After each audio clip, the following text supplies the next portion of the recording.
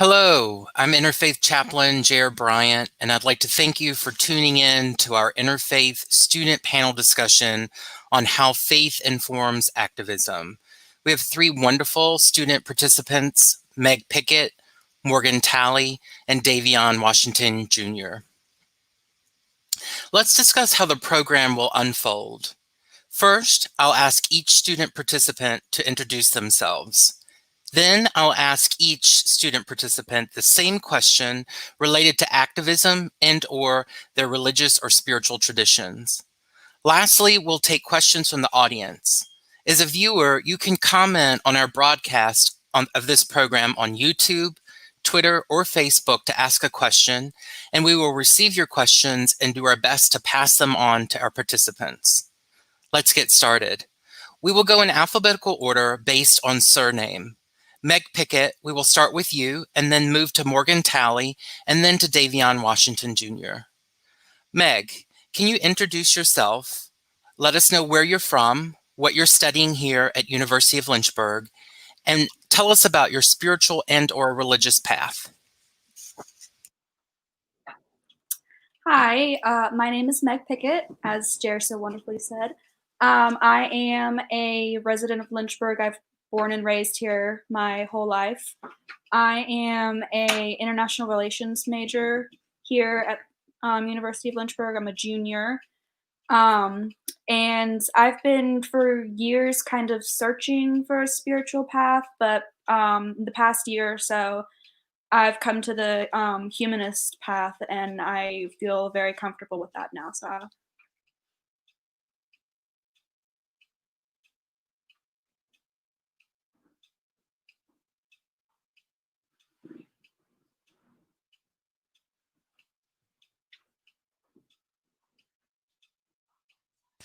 Thank you, Meg. Morgan?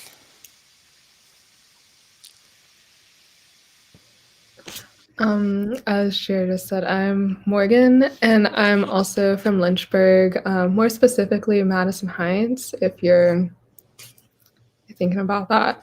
So my major is religious studies, and my minor is sociology, and my spiritual path has been kind of wild. I grew up Baptist, but I don't really consider myself like just Baptist, so I went to like a very conservative school growing up, and so and then like 2 years ago I started this whole like deconstruction process. So like what does it like trying to find out like who God really is, like what does it really mean to love God and love other people. So and I've kind of started like a reconstruction phase where I'm ready to like think about spiritual things again and like look more deeply into like spiritual life again. Thank you.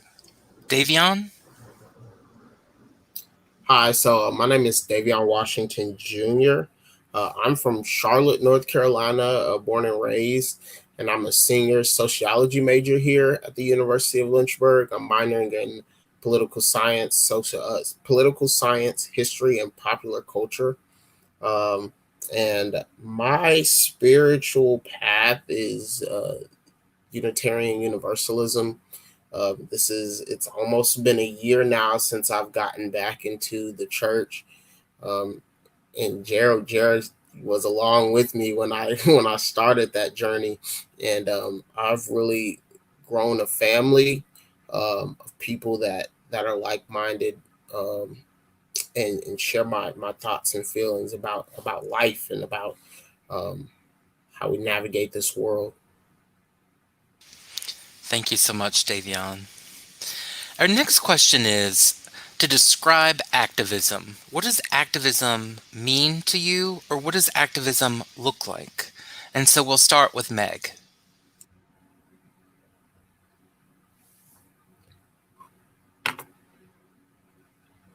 So to me, activism can take in many different formats.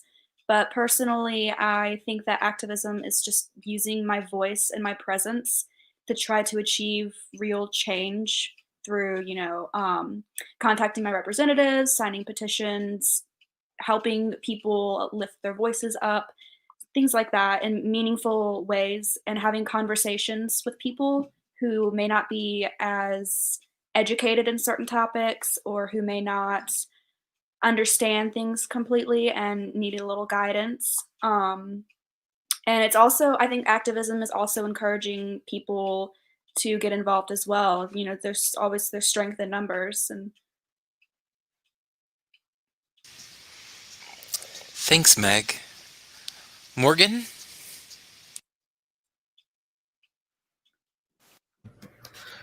For me, when I think of activism, I think of actions that we can take towards justice. So, kind of like Meg already said, like contacting representatives. Some of those actions may look, they might be more like public, like protesting or showing up at like public events, public spaces. But I think activism is also very interpersonal, and it's also personal. So, like interpersonal. Having conversations with people, like people that you agree with, and you're being there for them, you're like expressing your solidarity with them. And it's also having hard conversations with other people who also might not agree or might not have like the same experiences. And so then you can share with them and help them to see that there's a bigger world than just what they know and what they experience. I think it's also personal, like self-reflection, looking to see where I am allowing injustice to continue, whether it's structurally or within interpersonal relationships that I have with other people. I've also discovered that it's not just something that you do like one time. I feel like it's kind of a lifestyle. It's something that is a process, it's a journey, and it's not just like you do it and then you're done. Like it's a continual like journey that you go on. Thank you, Morgan. Davion.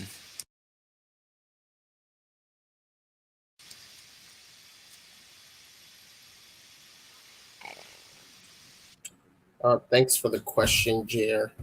I think activism is so widely subjective, especially where I come from, my community of Charlotte, North Carolina. I've been in a number of roles that would be considered activism. And I think sometimes activism is deviance. I think activism is going against the status quo and going against the grain of this world that we have been socialized into. Um, I think activism, on no matter how you frame it, is kind of really standing up for what you believe in, and then on top of that, like Morgan so elegantly explained, it's like you put the action behind it. I think we grow up in an era where a lot of people do a lot of talking, um, and activism is really applying effort to that talk. And I think um, if you're saying one thing, but then you're not doing anything about it, and you're contributing complicitly to a system that oppresses other people, then that's not necessarily activism. But even if you just change one person's worldview, or you don't even have to change it completely, even if you have someone else question something so small that was once insignificant to them, that's activism. I've seen people say that activism is voting. I've seen some people that say that activism is going out in the streets and protesting. I've seen some people say that, activism is organizing and really rallying the people. So it's so subjective, but I think anyone that's taking productive steps can be considered an activist, especially putting the power behind their voice. Thank you, Davion. Our next question is, how does your spiritual and or religious path influence your activism? And so we'll start with Meg. So, being a humanist, I am a believer that the good in the world comes from the people that are in it. While I do believe that, people are overall good, I know that there are people who don't see the world like that. And I'm passionate about making a world a better place because I want future generations to not have to live through the same struggles that previous generations and us have had to live through, and repeated cycles. These cycles, they need to be broken. And I want our children and our grandchildren and our great grandchildren to live in a better world who don't have to worry about things that they can't help and people hate them for or just don't like them for. And I feel like we just need to come together to work to help the world be a better place. And Meg, I know that humanism has the idea that humans have to do the work and humans have to help each other. So can you talk a little bit about that? So I'll use an example with what the humanist community is doing on campus. A lot of the work that we do is interfaith work within our community. We do a lot of like teamwork stuff. We have very few projects that we actually work together solely as a group. So I think that worldwide, that's something that we need to. There's power in numbers, and if you can get enough people, then you can change anything. Thank you, Meg. Morgan, how does your spiritual and/or religious path influence your activism? Well, my spiritual path definitely started from a very exclusive place. Where I grew up in an environment where more people were excluded than included. And I had questions about that. I was like, in 9th grade, I was like, why don't we care about the LGBT community? Why aren't they allowed to be included and loved? Why aren't we allowed to like uplift X, Y, and Z like marginal group? And so like I've had those questions for a while. And then like as I got older and older, I realized how exclusive it was, like how many people were not allowed in it. And I realized that like I fall into so many of those groups that are excluded. And like even before I realized I was in those excluded groups, I was like, we should include them. And so it means even more that like now that like I'm part of those groups. And when I think of activism, I also think of community. And like a big part of community for me happens around like the table. Like this idea of table fellowship is the idea of like community for me. And when I think of how many relationships and communities that I've developed with like around the table at meals, over coffee, whatever, I think of the quote that says, when you have more than enough, build a bigger table, not higher walls.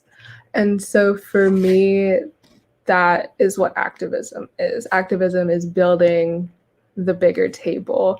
Activism is creating a space where everyone is included. Activism is creating a space where scarcity is a myth and everyone is more than provided for. And even though that didn't come exactly from like my religious tradition, it came from the questions that I had as a result of growing up in that environment. And so activism means a lot to me now. So Morgan, does activism mean speaking up for people who haven't been allowed at the table? Yes. And demanding that they be able to be at the table? Definitely. There's so many spaces that I've been in previously, and like I wish I had knew, and I wish I would have done something.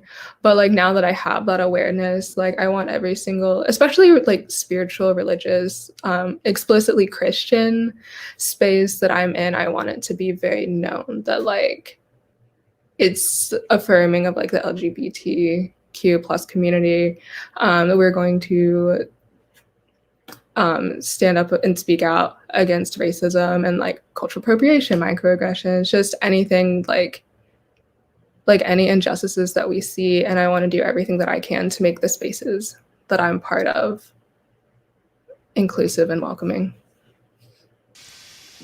Thank you, Morgan.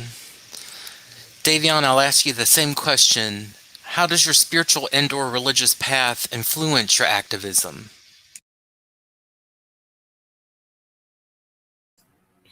Thanks again for the question, Jer.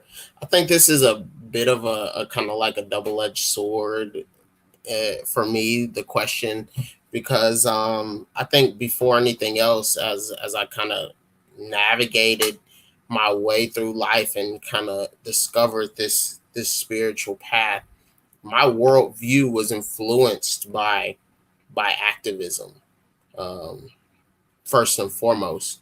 And so I grew up, I attended Montessori school. That influenced my activism. I, looked up to so many evangelicals like Dr. Martin Luther King Jr. And his work with the NAACP.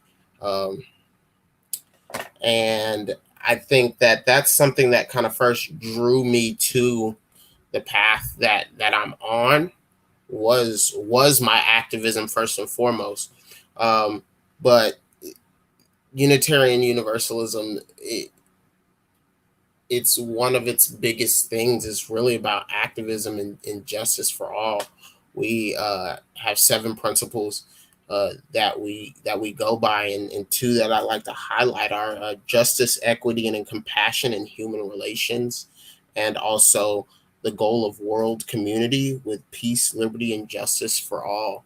And those are just 2 of our 7 principles that truly kind of foster that activism. Because if we're not working towards those 7 principles, then we're just contributing complicitly to a pre-existing system that harms people that aren't, treated equitably, and aren't receiving adequate care. I know, like, quite frankly, my church is a lot of old white people, but they shock me each and every Sunday. We just had some delegates represent our church at our UUA General Assembly, and a lot of the work that they did at this assembly talked about, anti-racist work and actively working to be anti-racist. And I'm always encouraged to speak up and share my thoughts in church. I'm leading discussions in church starting in the spring about white fragility, in that book, leading a book club on that. And so many people are interested in joining. And the book is meant for white people that mean well, but may not always do well. And I think that's a lot of people. I think I might ruffle a bit of feathers, but I know that everyone will truly receive that, and will consciously continue to do that anti-racist work to better themselves. And I think that's like how our community really influences and pushes our activism, by actively trying to better oneself, despite their background, their generation. And we're just a welcoming community regardless of where you come from. Wonderful. One thing that I've noticed hearing the 3 of you talk is that you sort of come into a tradition that you might not have been raised in. And so I guess what I'm gathering is that you believe spirituality is a process, an evolutionary process where you're continually growing. And I think that's very inspiring to experience. So that leads me to our next question, which is, what suggestions do you have for making our community at University of Lynchburg more equitable and inclusive? And so we'll start with Meg Pickett.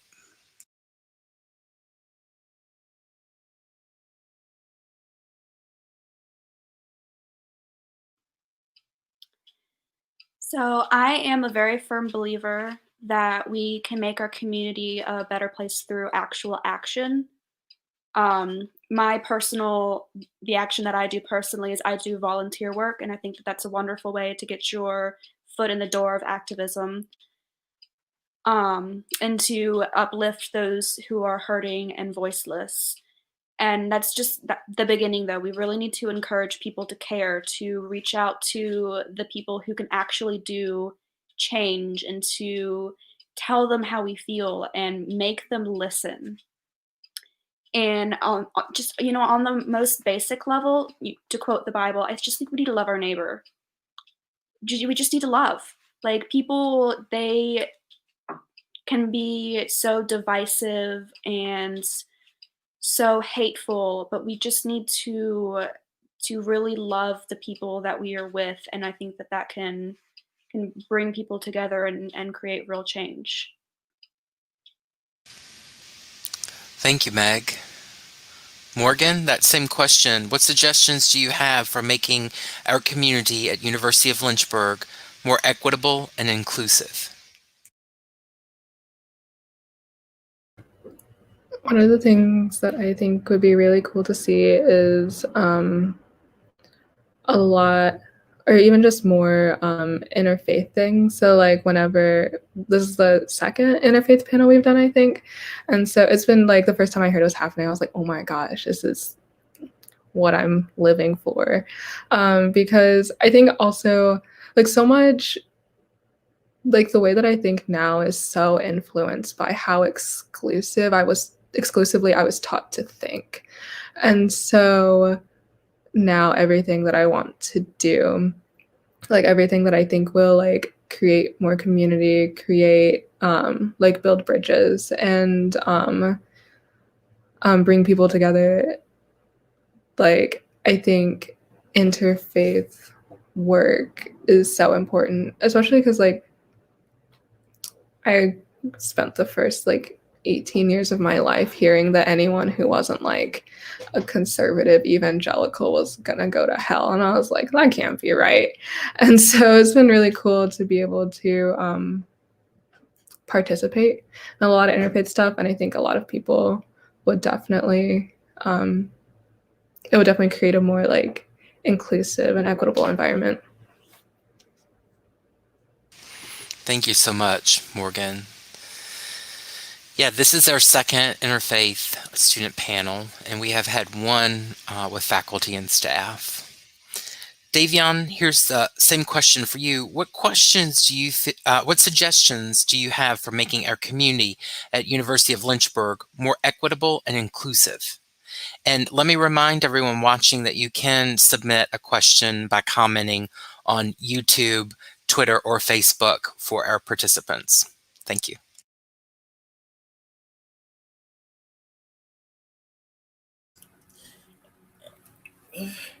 I think that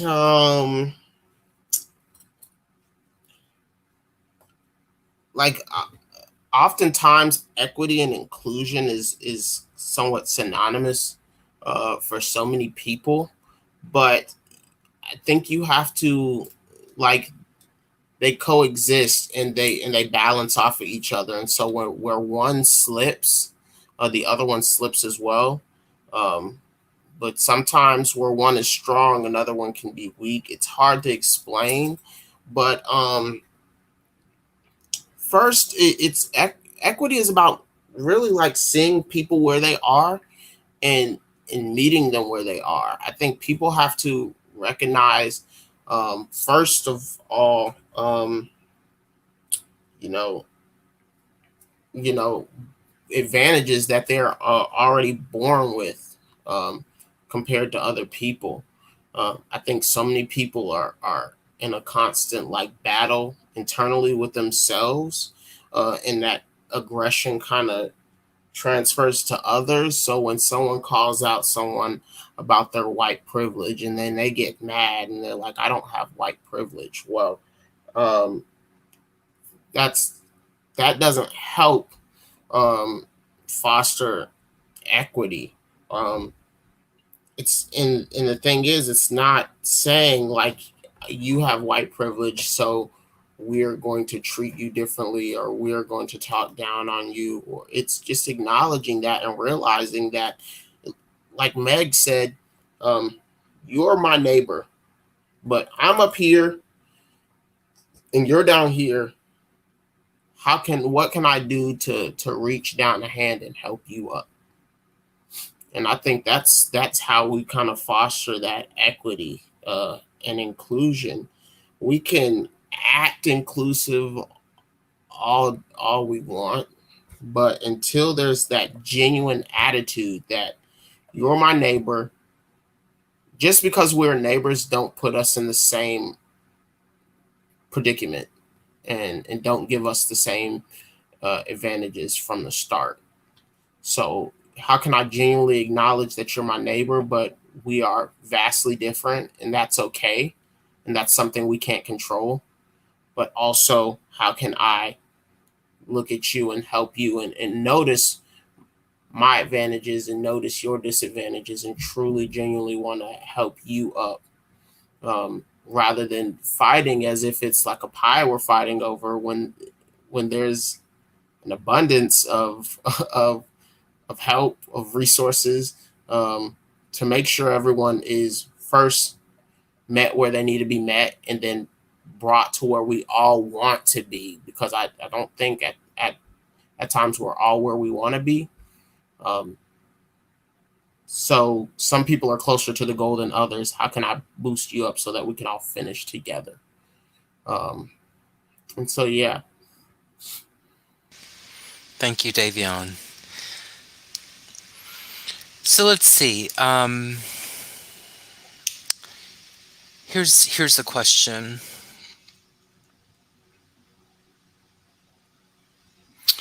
One question I have for you is, where do you see yourself in the future in terms of activism?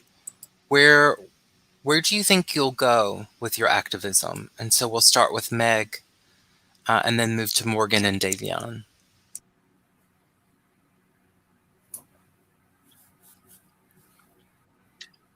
Well, I know that I'm going to be a lifelong activist. That's no question.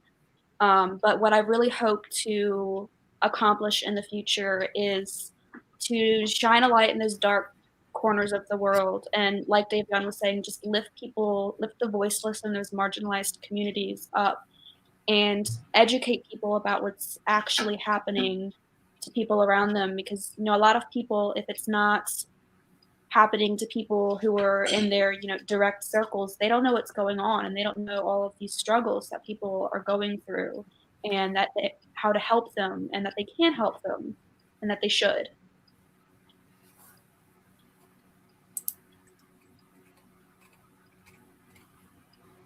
Thank you. Morgan?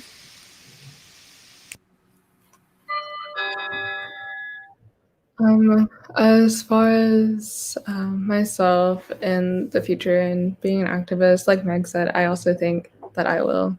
I know that I'll be an activist for the rest of my life. How the activism manifests itself, I know will definitely change.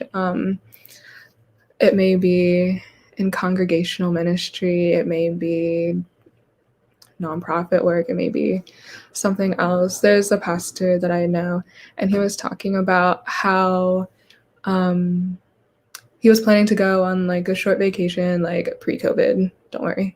He was planning on going like on a short vacation, and then he's a youth pastor, and so some of the kids at his church were like,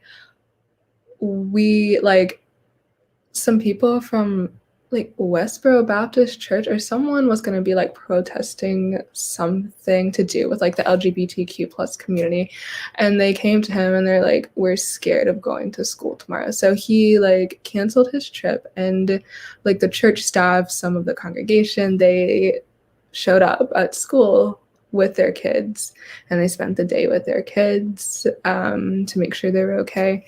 And I think that is, in my mind, just the like epitome of what activism is. It's showing up for people, and showing up for those kids at their school isn't like, it's not like this big, wild, like grand thing that takes a lot of planning. It takes showing up for people and being willing to do that.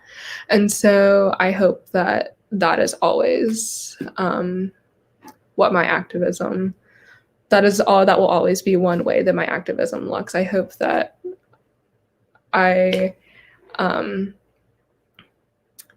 will be seen as someone who's always going to show up for other people, no matter what context that takes on.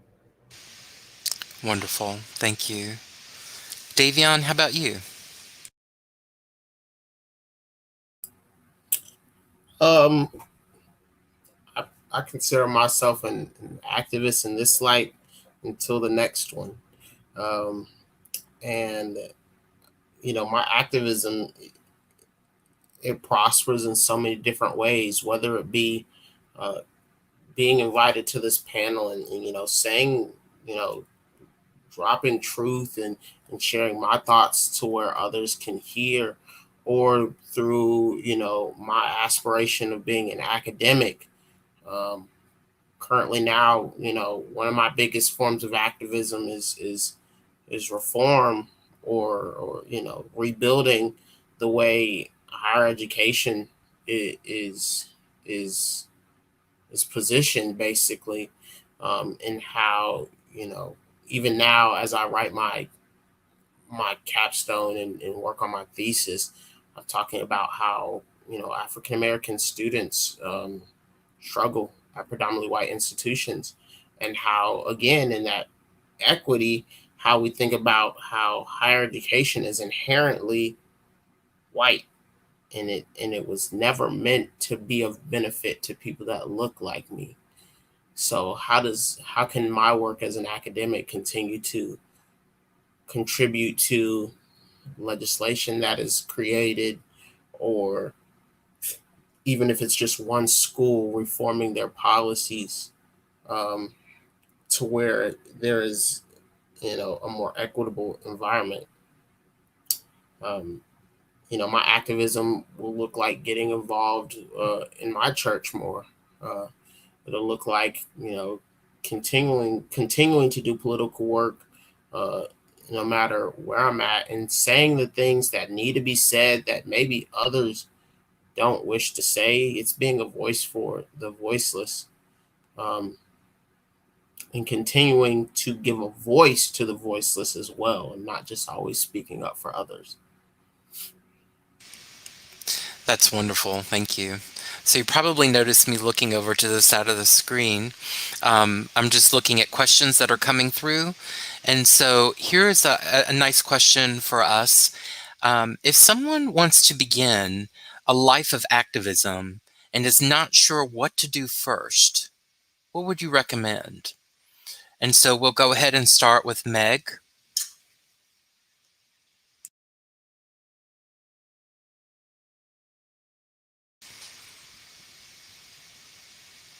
I think a good intro into activism is just to talk with people, to listen to other people's experiences, have those tough conversations with your family.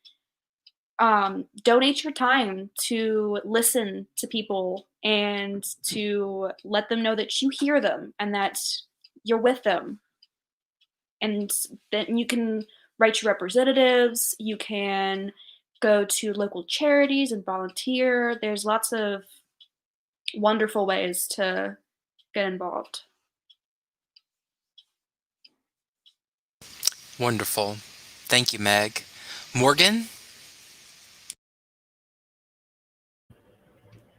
I agree with Meg when she says talk to other people, look beyond, like think of everything that is normal for you, and then acknowledge that that is not the reality for everyone else. Everyone has their own individual story. There are a lot of similarities, but there's also a lot of complexities and nuances that make people the people that they are. Their experiences shape who they are, how they see things. So while your experience is not bad, I think one of the biggest steps is acknowledging that like other people have different ones. And once you acknowledge that, you can begin to see, when you begin to see the places where your experiences don't align with other people's, you can say, oh, maybe there's some like systemic injustice. Maybe I have prejudice. Maybe there's just like inherent privilege that I have that made my experience different from this person. So I think that reflection is an excellent place to start. Thank you. Davion? I think people's initial reaction is to go and find their disparate or marginalized friend in terms of whatever the disparity or marginalization is, and just ask them questions, just ask away questions. And I think that can become problematic because people, get tired of feeling like they're the spokesperson. My advice is to join a nationally recognized organization,